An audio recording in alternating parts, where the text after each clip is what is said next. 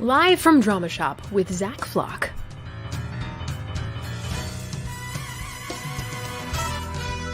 Tonight, Michael Cerveris. Gretchen Kerr. And musical guest, Anna McJunkin. And now, here's Zach Flock. Hey everybody, it is Saturday, February 6th. I'm Zach Flock, live from Dramashop in an empty theater for show number 4, and it is a big show tonight. Let's talk about the week. Tuesday was Groundhog Day. Pennsylvania's own Punxsutawney Phil saw his shadow, which means 10 more years of March 2020. Punxsutawney Phil saw his shadow. Meanwhile, my neighbors saw me take the dog out in my bathrobe. You're welcome, downtown Erie. Here's an interesting bit of scientific news for those of you tuned in tonight, specifically for the scientific news. Scientists show that the Earth's magnetic field is actually weakening. Yeah, between COVID and the election, not even magnets find the Earth attractive. Earlier this week, Jeff Bezos announced his plans to step down as CEO of Amazon. Finally, I have something in common with Jeff Bezos. We're both not the CEO of Amazon. Holding for applause. Jeff Bezos is leaving Amazon. I figure this is as good a time as any to announce that I am following his example and I'm stepping down from my role at Dramashop. Good night, everybody. Thanks for watching.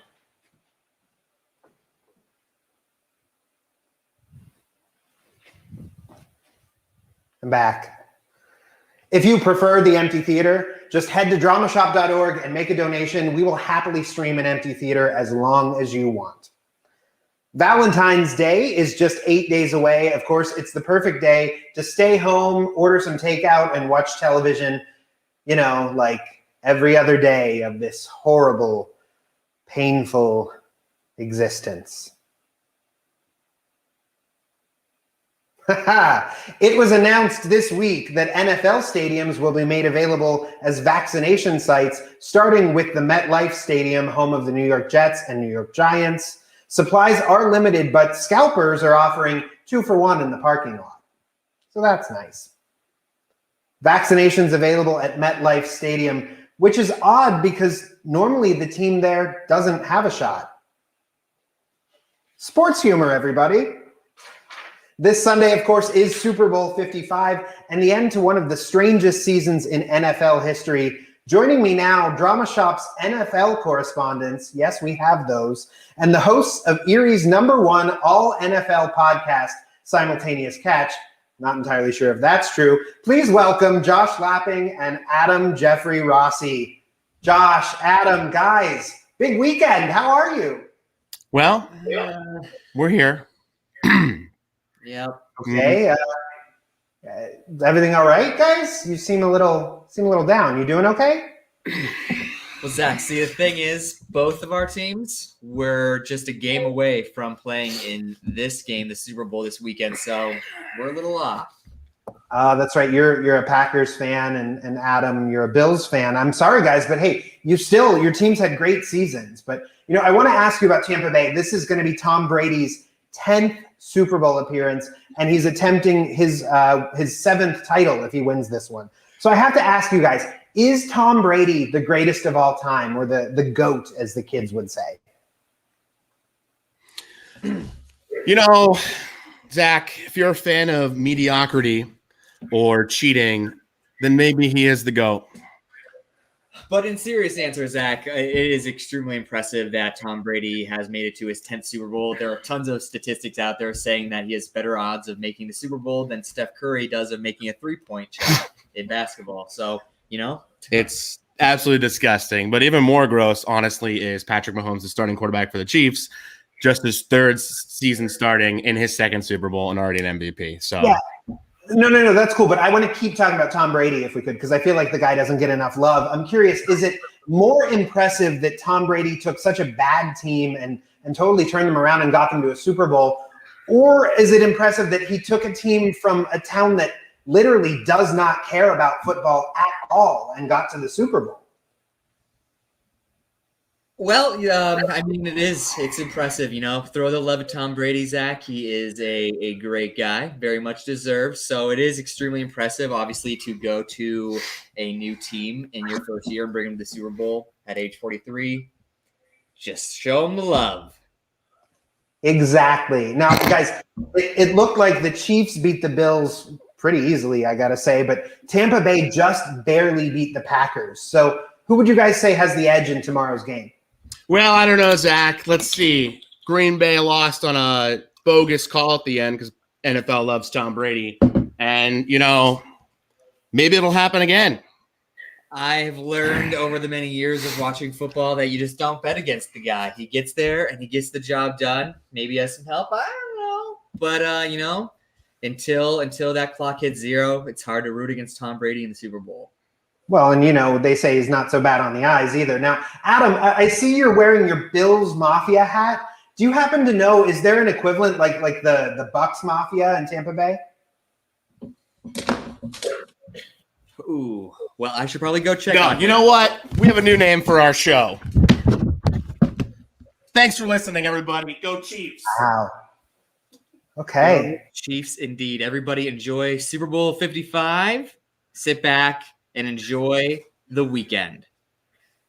All right, everybody. Well, that was Simultaneous Catch with a completely not helpful Super Bowl 55 preview. Thanks, guys.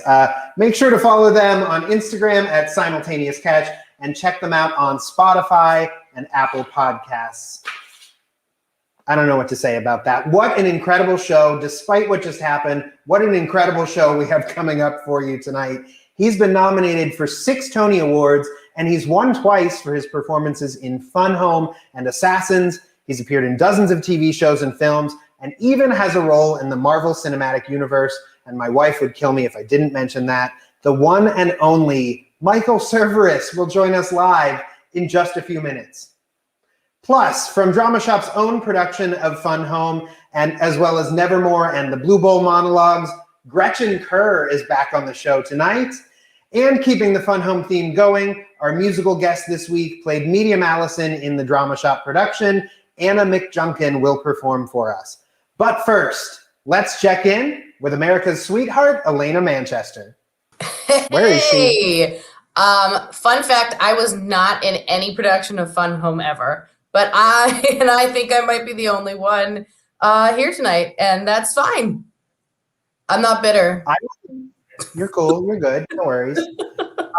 So, Elena, we're going to do our usual Ask Me Anything segment at the end of the show where you answer hopefully really embarrassing questions. Yes, really please.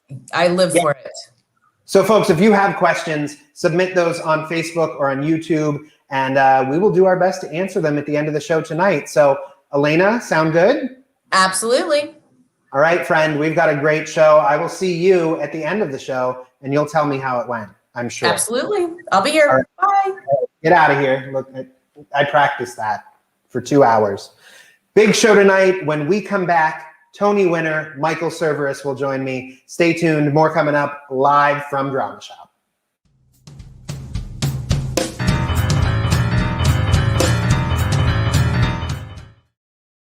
Hi, I'm Kate Thiem, and I'm happy to serve as an Erie Playhouse. Hi, I'm Kate Thiem, and I'm happy to serve as a pack of. What? Hi, I'm Kate Thiem, and I'm happy to serve as a station dinner theater board. What? Hi, I'm Kate Thiem, and I'm happy to serve as a Dramashop board member. Our first season has been unlike any other. What? Not the first season. Our third season has been. Our sixth season has been. Our 8th season, our 10th season has been unlike any other. We've done our best to pivot to safe delivery methods like UPS and FedEx, but we've had to scale back our usual production schedule. In a season with limited ticket sales, your donations to the Supporting Players Drive don't matter at all. Kind of matter.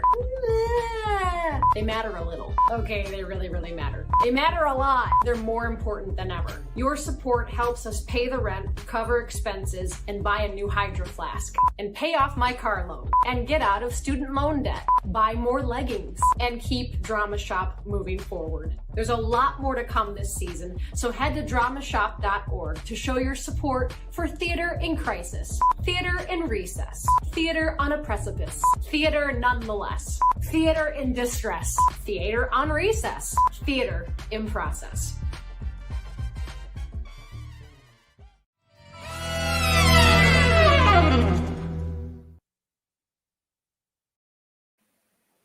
Welcome back, folks. As we go through this crazy season, your donations are absolutely critical to our success.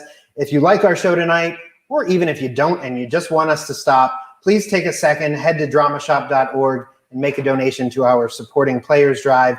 Your donations fuel our mission of theater in process. My first guest tonight is an actor, singer, and musician. He's appeared in Sweeney Todd and The Who's Tommy, won Tony Awards for his portrayal of John Wilkes Booth in Assassins and Bruce Bechtel in Fun Home, and he's appeared on TV shows including Mindhunter, Gotham, The Good Wife, Fringe, and many more. He's currently working on the new series The Gilded Age, premiering later this year on HBO. Please welcome the one and only Michael Cerveris to the show. Hey there, Zach. Good evening, sir. Good to see you. How are you? I'm doing okay, although I am suffering like your previous guests from my team being this close to getting a Super Bowl, the Saints. I feel your pain. I'm a Steelers fan. Not our best year. Oh yeah, my dad's from Pittsburgh. I spent a lot of time in Pittsburgh, and so it was looking for a while like it might be an all black and gold Super Bowl. Yeah, you're exactly right about that. But you know, maybe next year. So maybe next year. So Michael, my wife Jess and I were lucky enough to see you in Fun Home back in 2016. I think I literally choked up the moment the pit started playing before the show even started. And I probably didn't stop until we left the theater. It's just that kind of a show. Yeah. It was like that for all of us working on it too, but it also was the kind of reaction we had from audiences from the very beginning, from down at the Public to Broadway and onwards. Yeah, and I want to ask you about that because you originated the role. What was that process like? You were involved in the development, right? Were you workshopping the show? Yeah, I wasn't in from the very beginning. I guess Beth Malone and Judy Kuhn. Beth was in from the very beginning. I think Judy came on board very soon after, and they had been working on it for a few years, I guess, before I got involved. But I was involved in one of the last workshops before it began off Broadway at the Public Theater. So I was with it for, I guess, 4 years altogether, maybe 5, yeah. And it was fascinating because in the beginning, we really didn't know yet what it was going to be and how it wanted to be a theater piece, and that was so fascinating to watch Janine and Lisa and Sam Golden, Janine Tesori and Lisa Crone, who sort of assembled it from Alison Bechtel's brilliant book, but nobody had any clear idea of how to represent that book on stage as a theatrical piece. And we learned so much along the way as we were working on it, and so much changed. And they were, rigorous and brave with their own writing and threw out stuff that, there's at least another show's worth of material that was cut along the way. And it was really fascinating to kind of be a part of that process of really trying to discover what the piece wanted to be. And when we finally kind of arrived at that, it was pretty thrilling. Yeah, it's one of those shows that just doesn't let up. Once it starts rolling, it's just, one thing after another. But yeah. So my wife and I were lucky enough to meet you after the show, and we actually talked to you briefly. I'm sure you remember, right? I'm sure we were the first to do that. Oh, yeah, there we are. You were wearing something. Yes, exactly. There we are. There you so clearly you're better at selfies than Jess and I, but you probably have a little more experience. But I was so taken by the fact that show, particularly Bruce's arc in the show, you end on such an emotional beat. And then, you know, we're interacting with you outside the theater afterward, and you're just going about your life. Obviously, it's your job, and, you know, that's what you do. But how do you do that? How do you process that? And are there nights where it hits you harder than others? Yeah, there definitely were nights that you know, it sort of sat more heavily than others. Sometimes, you know, that could have to do with your own whatever's happening in your personal life, or it could be events in the world. I remember the day, it was actually a matinee performance when we learned about the shooting at the Pulse nightclub.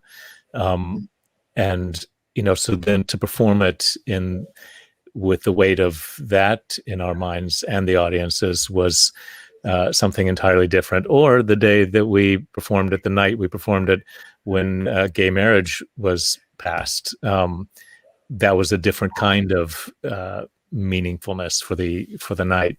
But what you didn't see between the time that I finished on stage and when I met you outside is the whole kind of, you know, Bruce finishes. The interesting thing about Bruce's arc is that most characters, you get some kind of catharsis. You know, Sweeney Todd, you have epiphany, and you have, you know, the end and everything else. And as dark and horrible as it is, your character kind of finishes their story generally.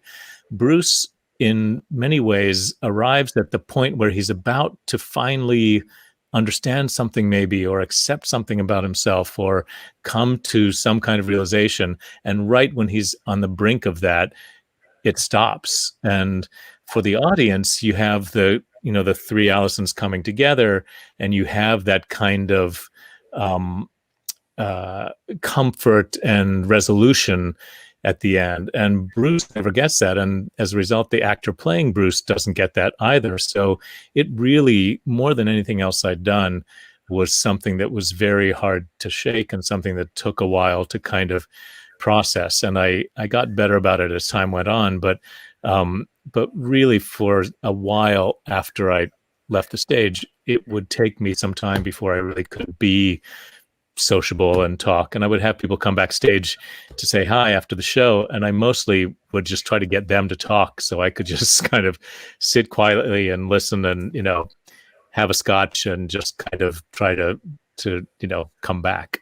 Yeah, well, you earned that scotch each and every night. So I want to talk, you mentioned Sweeney Todd. Now that obviously a very different experience from Fun Home, where you're stepping into such an iconic role. It was the 2005 revival, you alongside with Patti LuPone. What's different about approaching a production like that versus something like Fun Home? Well, you have a clear roadmap of what the piece is. So in some ways, some things are easier. Some things are you know, the road has kind of already been cleared for you, and in ways that, you know, weren't so true with Fun Home, where we were just, you know, trying different things and trying to figure it out. And you have that mind all the time that, you know, will we actually figure it out? You know, is there actually a way to make this? With Sweeney Todd, you knew that it, you know, it works and it's a brilliant show. So then the challenge is finding what you have to contribute to this particular telling of it. For me, Sweeney was the first Broadway show I ever saw, and it was on my first trip to New York. My dad took all of us to see one of the late previews with Len Cariou and Angela Lansbury, and and it really turned my world upside down. I'd done musical theater and summer stock a little bit and community theater, but I really thought I was destined to be a straight dramatic actor and not really a musical theater actor. And it was really seeing Sweeney Todd and Len Cariou in particular in that show that made me think, oh, well, maybe there is a place for, you know, the kinds of theater that I'm excited by, and the darkness and the complexity in musical theater. And so I had the vinyl LP. We used to listen to the cassette in the car all the time on family trips, which is an interesting thing to, you know, be thinking about meat pies while you're driving to Virginia Beach. But So my whole family could quote the whole show. So then the challenge is, how do you find your version of it when all you have in your head is George Hearn and Len Cariou's performances? And that's where I was really lucky that John Doyle's production was so unique and so unlike Hal Prince's brilliant production. I mean, we all had seen Hal's production and felt that it was, the definitive thing, but we had to do it somehow. So we started in such a different way, and it was such a different, it went back to the text and to the songs. And in some ways, Stephen Sondheim said to us, in some ways, our version was closer to what he imagined when he first was writing it, a small kind of creepy chamber sort of thing, that Hal had kind of expanded to this commentary on society and man. So I was really lucky, because otherwise I don't know how I would have been just paralyzed by my own memories of how brilliant Len Cariou was and George Hearn after him. And I don't know that I could have ever felt good about it. But the way that we worked with John was very personal and very organic. And we had our own version of it that, that hopefully can stand with the best. Yeah. So you've had so many iconic theater roles. Another one would be John Wilkes Booth in Assassins, a Tony Award-winning performance there. I think most people watching tonight, especially in our audience, probably think of you as more of a theater guy, but you've also got this ridiculous TV and film resume. I actually had a friend text me yesterday. She was watching Madam Secretary, and you popped up on Madam Secretary. So what is that like, kind of that back and forth between live theater and film? Obviously, I mean, I can tell you, being in an empty theater right now, it's a little bit different when you don't have that live audience. What is that like? Well, it's a learning process, and I think I'm still in the middle of that. I was doing theater from a very young age, and I've only been working on camera, relatively short period of time to that. And I feel like every time I do something, I learn more about it, and I feel more confident, or a little less insecure, I guess is probably more accurate. But it's, it's each job is very different. And I was lucky that the training program I was in college, really, they didn't have a specific film and television component. It was all stage. But we had different teachers for each year who had a kind of similar idea of what good acting was, but had very different approaches of how to get there. So I felt like I left college with kind of a tool bag of skills, from actor studio kind of working very internally to, broader kind of commedia work, or working from more exterior ways in, and finding the right posture for the character, finding the right cadence to their voice or something. So I felt like I found that useful in going between stage and film, because I feel like I have a lot of ways to approach a problem as I'm working in these different media. I love certain things about film and television. I love that. I love when we get the opportunity to have rehearsal for things on camera, which is not the rule. It's the exception, I would say. But when we have that opportunity, I'm really grateful for it. But even when we have it, it's not like, weeks of rehearsal. But I do like the idea of having to make quick decisions and strong choices. And, because you don't know if your first take is going to be the one that they'll end up using. So you need to kind of hit the ground running. And I like going back and forth between stage and screen, because I'll sort of take that kind of first take thing back to the rehearsal room when I'm doing a play the next time, and I'll try to be more assured with my choices, or at least follow them more early on in rehearsal, and then I'll have the advantage of being able to try it again tomorrow differently, or something like that. And then I'll take from working on stage the kind of detail work that we get to do on stage, and I'll try to bring that into the work that I do on camera, and hopefully each side of it is kind of feeding the other and making me better at both. But I love both of them for different reasons. I think at heart I'm really a theater guy and a stage guy, but I've been really grateful for all of the on-camera work, and these days I've been more grateful than ever. Yeah, sure. Now I have to ask, I mentioned the MCU. My wife's a huge fan. You, of course, are in Ant-Man and the Wasp. You play Elias Starr. Now, in the comics, Starr becomes the villain Egghead. So my question is, will you be back in the MCU? That is my question too. It was so wild when I got the job. They're so secretive there that I was hired without knowing what I was playing. They didn't even want to let me know who I was going to be before I was on set. And when I found out who I was playing, I was thrilled because I knew, just as you said, that in the comics, he survives that explosion and later becomes Egghead. Right. And I was just watching WandaVision last night, and so good. It's so good.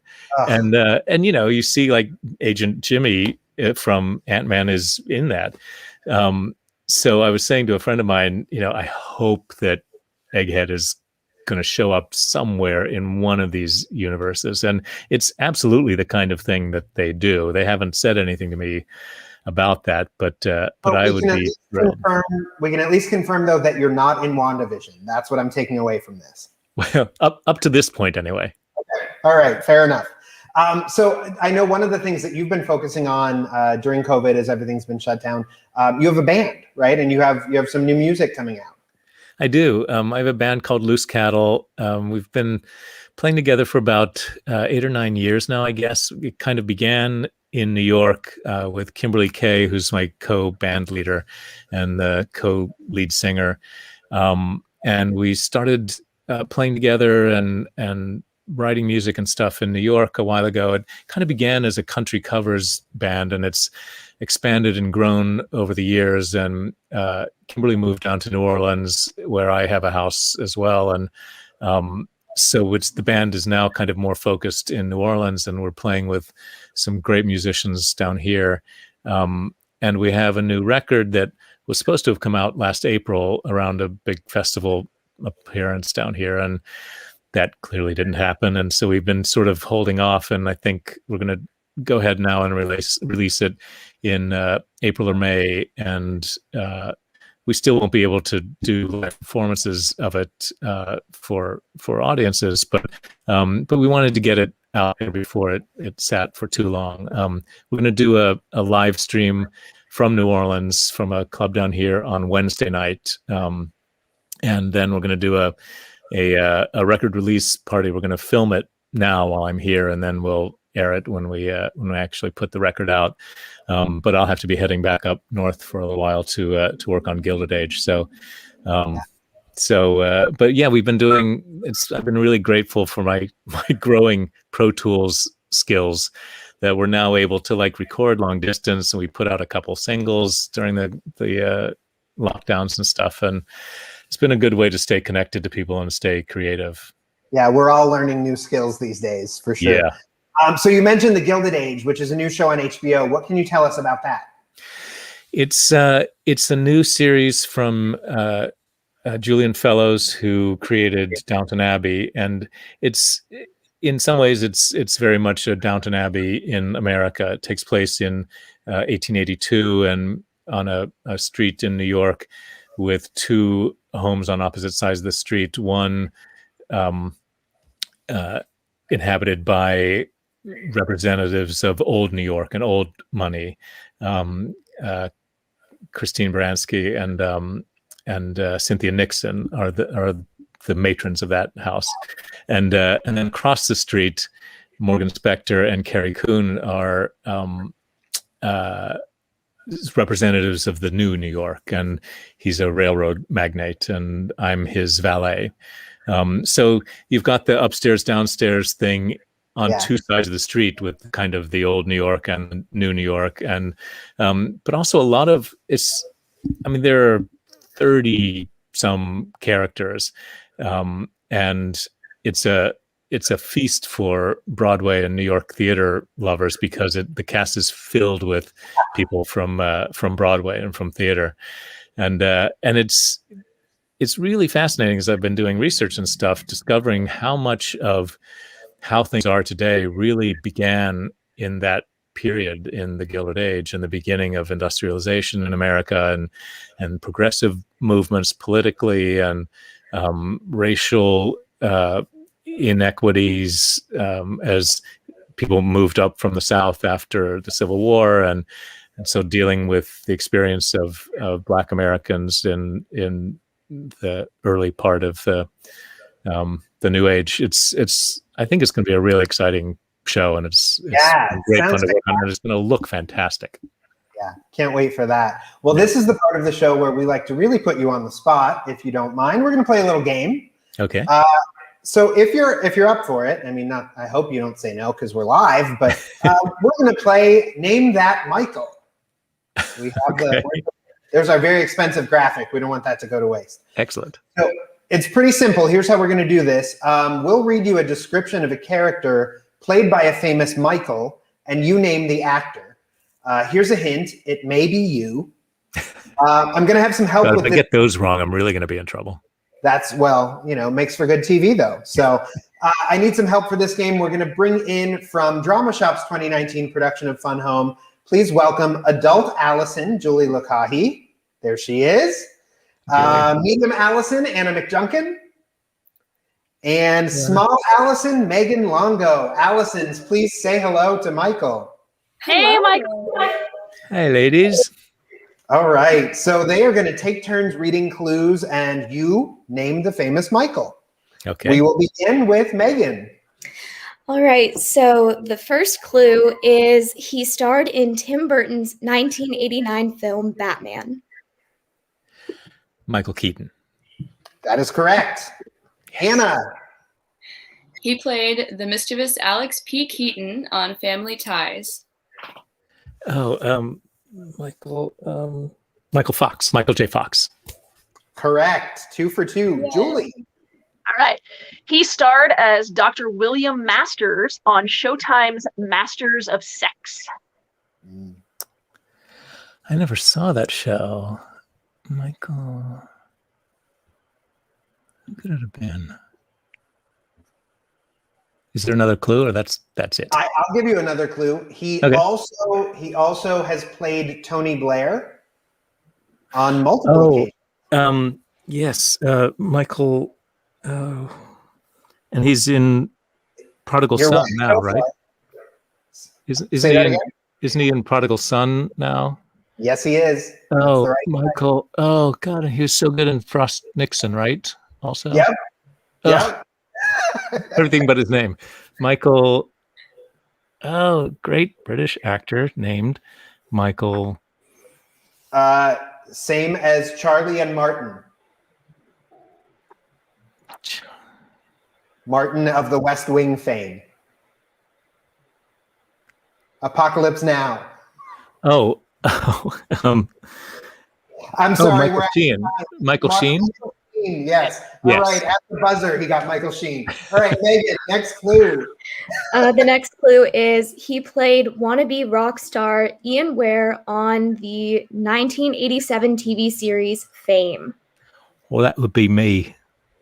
That's correct. And I believe, look at that, we have a photo. Iconic. Legendary. Yes, and it was the product required to get the hair to look like that. That is why I don't have any today. I believe it. Anna, next clue, please.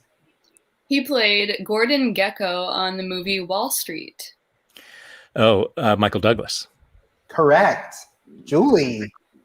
All right. He sparred with Alicia Florek as State's Attorney James Castro on The Good Wife. That would be myself also. That's correct. Megan. He played serial killer Dexter Morgan on the TV series Dexter. Michael C. Hall. Wow, correct. Anna. He played Steve Jobs in the Danny Boyle and Aaron Sorkin biopic of the same name.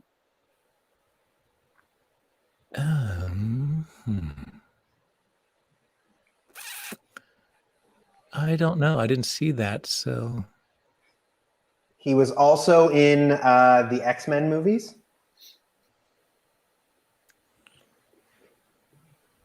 Ford versus Ferrari. Oh, did see that. Who was he in Ford versus Ferrari? I think he was in that. I could be wrong. Whoops. Oh, God. I don't think I know. Michael Fassbender. Oh, yeah. One strike. Yes, That's he was. okay. He was in that. He was in that in Ford versus Ferrari. And Julie, you have the last clue. All right. He played Sid Booth Goggle on the CSI episode The Strip Strangler. Yes, the season finale of season 1 of CSI. That would be yours truly. With All another right. bad wig. Nice. We don't have a photo of that, unfortunately. But 8 out of 9. Not bad. Not bad. All right, Allison's, thank you very much. You're free to go. Anna, we'll see you a little bit later on in the show. Allison's, good night to you. Thank Good night. you. Thanks, y'all. Thank you. So The Gilded Age, as you mentioned, premieres on HBO later this year. Keep your ears peeled as well for new music from Loose Cattle coming out later this spring. It was a pleasure talking to you. I could keep going for hours, but I probably should wrap this up. Thank you much for being here. Michael Cerveris, ladies and gentlemen. Thanks so much, Zach, and good luck to everybody there in Erie and at the theater. Stay safe, and I hope I get to come visit you in person. You are welcome anytime. The tickets are on us. Thanks. Thank you, and have a wonderful night. Thank you too. so much for joining us. Bye. All right, folks. Our musical guest tonight is one of our Fun Home Allisons. You just saw her. She also performed in Nevermore and directed our production of Crumble, Lay Me Down, Justin Timberlake, performing The Man That Got Away from A Star Is Born, Ms. Anna McJunkin.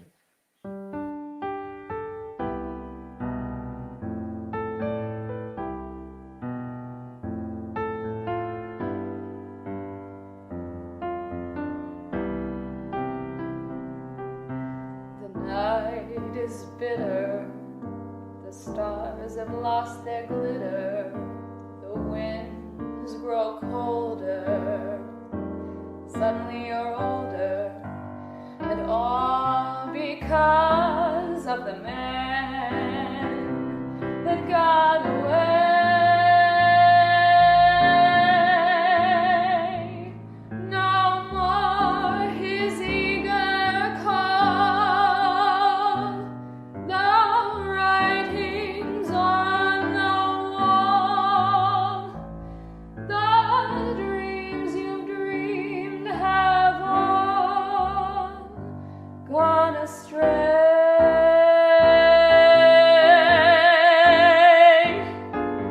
The man that won you has run off and undone you. That great beginning has seen a final inning. Don't know what happened. It's all a crazy game.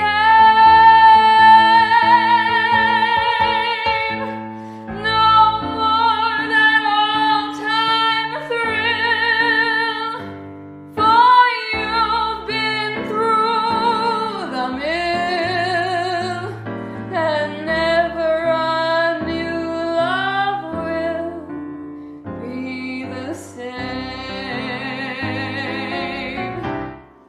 Good riddance, goodbye. Every trick of his, you're on to. But fools will be fools, and where's he gone to? The road gets rougher, it's lonelier and tougher. With hope you burn up torn up. There's just no let up. The livelong night and day.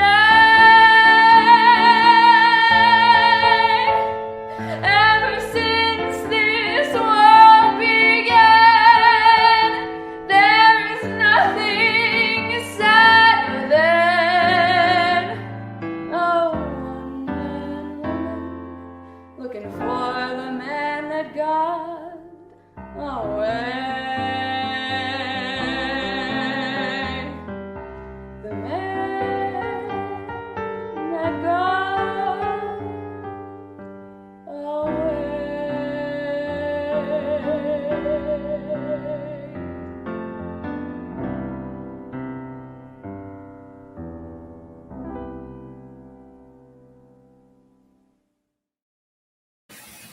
Anna McJunkin, everybody. She'll be back with another performance in just a few minutes.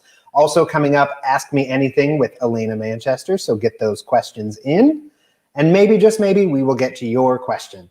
My next guest made her drama shop debut as Helen in Fun Home. Since then, she's been back on our stage in Nevermore and the Blue Bowl monologues, and she directed our staged reading with a very long title about Walt Disney. She was also our first musical guest on Live from Drama Shop just a few weeks ago. Say hello to Gretchen Kerr. Hello, Gretchen. Hello, Zach. Look at you with your Fun Home poster in the background. I can't help it. I just feel like, wow, what a magical evening. I just feel so privileged to be a part of this. It's amazing.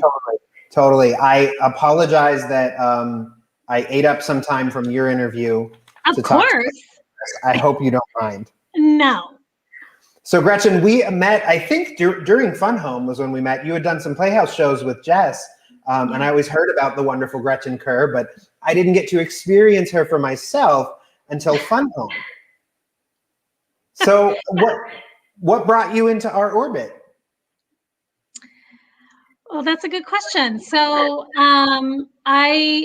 the first show that I saw at Dramashop was A Curious Incident of the Dog in the Night. And I was blown away by not only the acting, but the production itself. It was such an intimate space. And I just thought, I want to be a part of this. Whatever this is, I want to be a part of it. I'm a very process person. Yeah. And I was drawn to this whole idea of theater and process. So that's kind of got me kind of excited. And then the opportunity came to audition for Fun Home. And frankly, I didn't know a lot about Fun Home. I'm a theater geek that doesn't know necessarily a lot about theater, which is kind of a weird thing to say, but it's true. I kind of stick to what I know, whatever. But the opportunity came for me to audition. So I just started kind of researching it. I was looking at YouTube clips and I was like, holy me, I have to be Helen. I have to do that show. And you so graciously gave me the opportunity. I think you can swear on Live from Drama Shop. Well, I wasn't sure. I think you're allowed. It's Drama Shop after all. Holy shit is what I thought. Yeah. There it is. So what was that experience of Fun Home like for you as an actor? Oh my God. That's a gut-wrenching role. Zach, I'm not exaggerating when I say that the experience was the best theater experience I've ever had. I was trained in theater in college. I have a BFA in theater many, many moons ago. We won't say how many years. And I've done shows that were very satisfying. Like, we did the Les Mis, things in Erie and all of that. And I had a long hiatus. I had kids, I was working, doing all kinds of things. So between college and performing. And truly, I can say that Fun Home ignited in me the artist and the actress that I always wanted to be. And It was under your direction. So, and the material was just so quality. There was no way that I could fail. And Patrick Thiem was the assistant director. I mean, he gave me so much encouragement. And Kate Thiem, who was the music director, and everyone involved in the production. It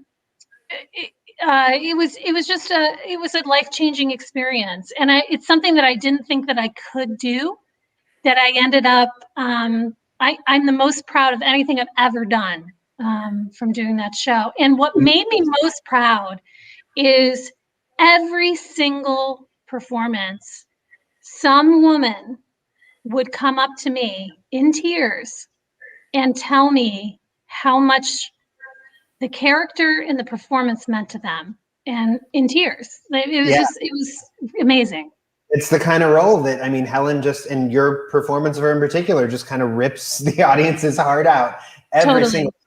And you were just brilliant in it. But I also, you know, I in working with you as a director, I realized pretty early on that, kind of like the conversation I had with BJ Wade last week, you have such an eye both for the minute details, but also for the big picture, which I'm always looking for when I'm looking for people to direct. So right away, I kind of latched on and said, okay, Gretchen, now I'm going to have you direct something. How was that? You directed, let me get this right, a public reading of an unproduced screenplay about the death of Walt Disney. That's the full title, by Lucas Knopf. What was that switch like from actor to director for you? Well, again, I think that thanks to you, Zach, really, it was a latent instinct, I think, that I had. I did some directing, and I took a directing class in college, and I really loved it. Never had directed before, but it's always, I always try to approach my characters and shows that I do from a director's standpoint. So I just it felt like a natural transition, I guess. I hope that the actors in the show felt that way. But it sparked in me this latent desire that I had for many, many years to get involved in theater in a way that wasn't just performing. And I really enjoyed the experience. The actors are very generous to me, because I think there were times where I had to like figure out things on the fly, and they kind of helped me through that. But again, you know, it was a great piece. It was, the writing was fantastic. There were gems all through that script. And so when you have a good piece, it's really easy to direct, you know? So yeah, great actors in a great show make our jobs a whole lot easier, for sure. Yes. I had the pleasure of sharing the stage with you in Nevermore just before we closed our doors. Fortunately, we got that run in. We closed March 1st. So I want to ask you, aside from, we are. Oh, God. Beauties, huh?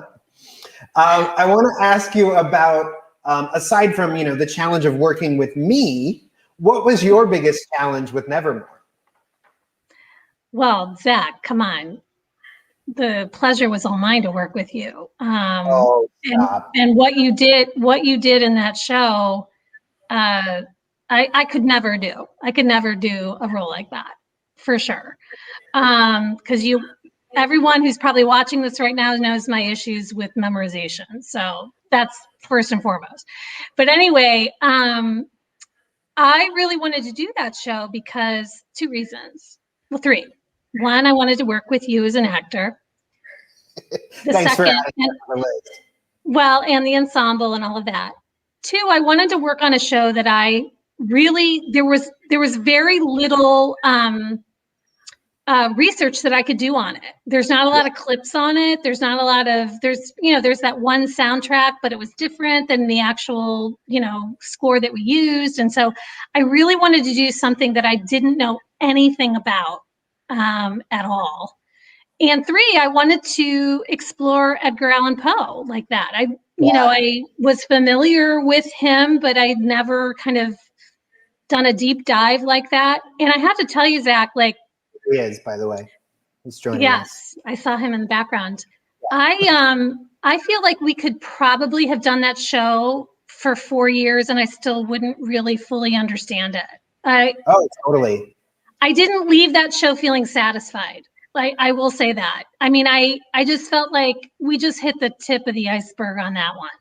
Yeah, I think you're right. There's so much to mine in a show like that, and 7 performances, we barely get to scratch the surface. It's one of those. It's one of those ones where I like lie in bed at night and I think like, oh, I should have done that different. I should. Oh yeah, absolutely. Yeah. Absolutely. I do want to ask you. We've all been staying at home and spending more time with our families. Mm-hmm. Look, there it is. How are things going in the Kerr household? Well, they're going well. I mean, for most of the year, we lived with my son and our son, my husband and our son, and our daughter-in-law and their little baby Steven. And they lived with us most of the year. And I have to tell you, like, not to kind of like undermine the crazy, the tragedy of the pandemic and all the lives we have lost and the terror of all that, it was actually really delightful in a lot of ways for us because we had family meals. We took shifts with the baby. We got out into nature and got fresh air and slowed our lives down in a way that we had never done before. And I hope to keep that, as things are getting better, I just feel like this creeping like intensity of like doing more and more and more. And I want to kind of keep that quietness of it. And I have picked up a couple of weird habits. I've been listening to like true crime podcasts a lot. I don't know where I got that. I've been taking a lot of baths. But it's been of course a crazy year. I had a lot of anxiety about the election. I was glued to that whole scene for a long time. So we're really coming out of a dark place. And I just I have to look at it as I'm grateful for what we've been through.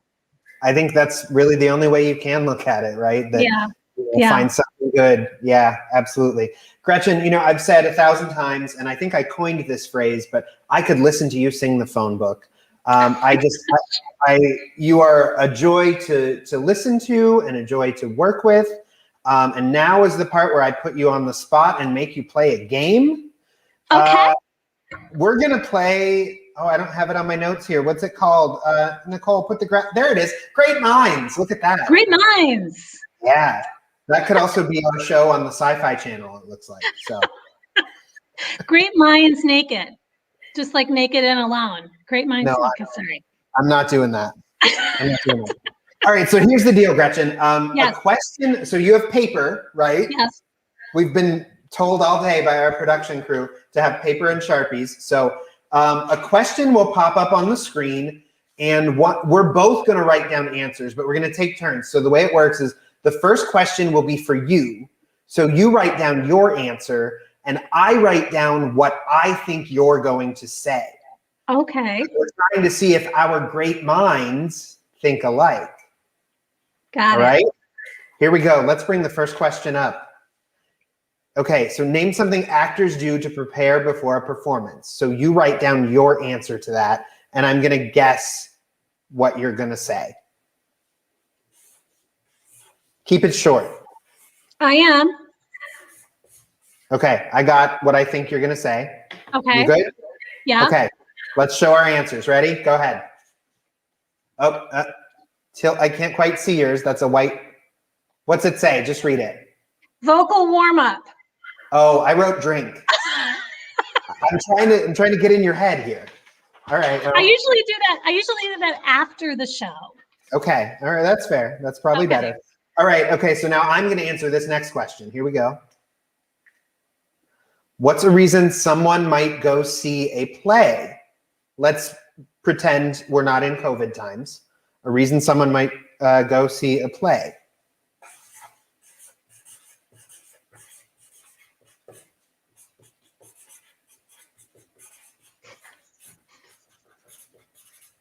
Okay, I'm good. You good? Yeah, but it's not going to match yours. All right, well, I wrote to support a friend or family member. I wrote to feel something. Well, that's true too. That's true To too. feel something. Anything, right? Just to feel. Just anything. the love of God, To feel anything. something. Yeah. All right, Gretchen, this one's you again. Okay. Okay. All right, Gretchen, come on. We got to do this. We've not matched at all yet. Okay. Ready? Yeah. I can't read your paper, so you can totally lie. What's it say? Mary Poppins. Oh, I wrote Wicked. We're not so good at this. Let's do one more. Sorry. Great minds don't think alike. Okay, so this is me now, right? This is my answer. Okay. Name a play with food in the title. Ooh. A play with food in the title. Ooh. No, No. that's not. Okay, I got one. This is what I'm going to say, and it doesn't have food in the title, but it insinuates it. It insinuates I'm it. try to match with you then, based on that little clue you gave. All right, here we go. I'm going to say waitress. Me too. Yes! We matched. We got 1 out of 4, and I'm celebrating like nothing. All right, Gretchen. That's how we play. What was it called? I don't know. Great Minds. There it is. Thank you. Gretchen Kerr, I could talk to you all night, but we are short for time because, frankly, Michael Cerveris is more important than you. Of course, yes. Cut back when you have a Tony, and then we'll talk as long as you want. In my wildest dreams. I love you. Thank you. Well, you are Tony worthy. Thank you so much, Gretchen. So good to talk to you. Stay safe. Give my love to the family. Good to see you. Bye. Bye, friend. And now back with another musical performance. Here's Anna McJunkin singing Dulcinea from Man of La Mancha. I have dreamed thee too long, never seen thee or touched thee, but known thee with all of my heart. Half a prayer, half a song, thou hast always been with me, though we have been always apart. Dulcinea, Dulcinea, I see heaven when I see thee, Dulcinea, and thy name is like a prayer an angel whispers, Dulcinea, Dulcinea. If I reach out to thee, do not tremble and shrink from the touch of my hand on thy hair. Let my fingers but see thou art warm and alive, and no phantom to fade in the air. Dulcinea, Dulcinea, I have sought thee, sung thee, dreamed thee, Dulcinea. Now I've found thee, and the world shall know thy glory, Dulcinea,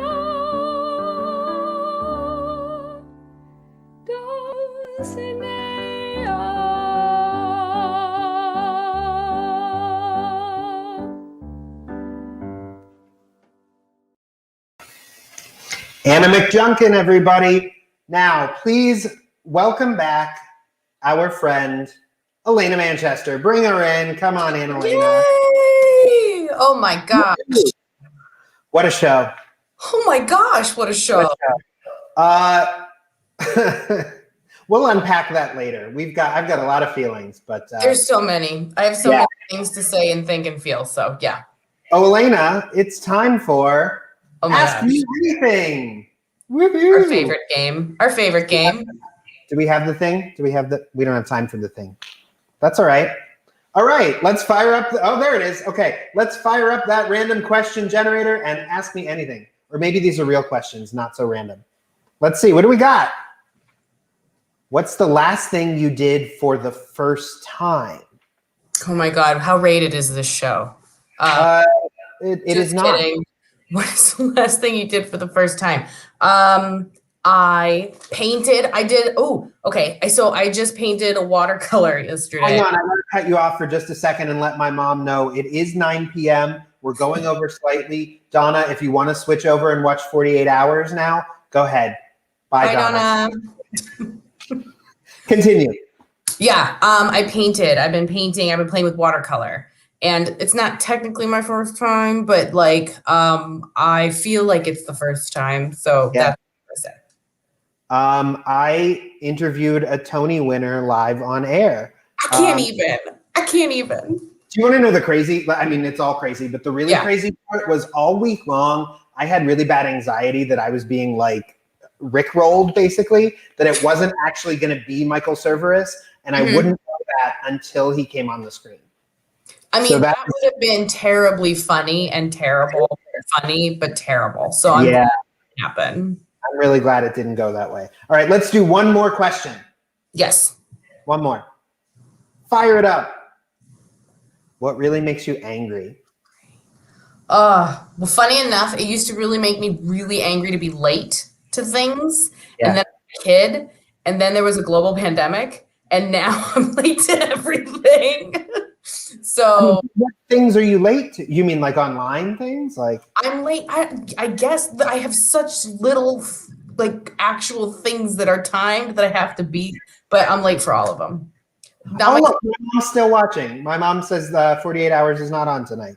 So I guess we can go for another hour. Good. Ask me some more. Yeah. So being late used to really make me angry. And then having to slow down for a year, like Gretchen said, like it puts everything in perspective, right? It sure does. So it really make me so angry anymore. It sure does. But rudeness still makes me angry. Rudeness. I was going to say, like, we could get really deep. I mean, rudeness, intolerance, entitlement, all that kind of stuff really makes me angry. Yeah. But on a surface level, I don't know. Nothing my wife does, of course. No. Especially when we spend this much time together. There it is. Love you, Jazz. Right. Yeah, there's a whole new list of things that can make you angry after you've been in quarantine with somebody for a year. Oh yeah.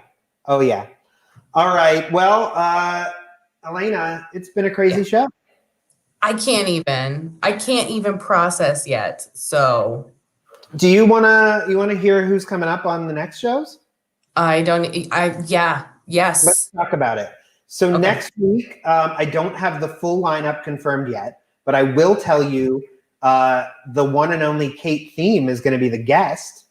Oh my God, I love her. Talk to her, not just singing. We're actually going to get a chance to talk with Kate, so I'm looking forward to that. That'll be on the February 13th show.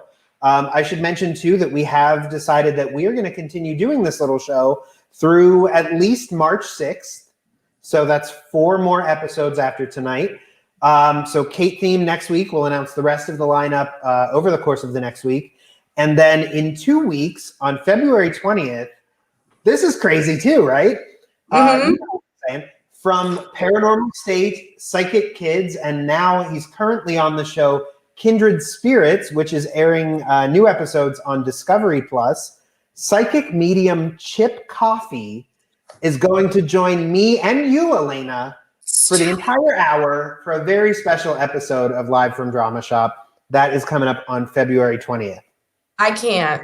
I mean, I can't go there, but I need like 3 new wigs. I can't even. You need 3 new scarves. That's the Chip I need so many wigs. So. Yeah. Whatever you need. So great shows coming up. We will announce the other guests as well. Yeah, I agree, Pam. What indeed? Yeah. I assume that's to Chip Coffee and not Kate Thiem. No offense, Kate Thiem, but so that's going to do it for tonight. Elena, just stay with me through the end. Why not? I also want to give a shout out to the folks at Cam Erie and Grise AV. If I look a little better this week, it's because we did some camera work and I had some work done as well. No, that's not true. Cam Erie and Grise. You need to get your money back. You know, right? I know. What is this? Yeah. But thanks to Cam Erie and Grise AV for hooking us up with some new equipment that makes our show look that much better. You can actually read what the posters behind me say now, so that's nice. That's going to do it for this episode of Live from Drama Shop. We'll see you right here next Saturday at 8 p.m. Thanks for watching. Stay safe. We'll see you next week live from Drama Shop. Good night, everybody. Good night, Elena. Good night, Zach.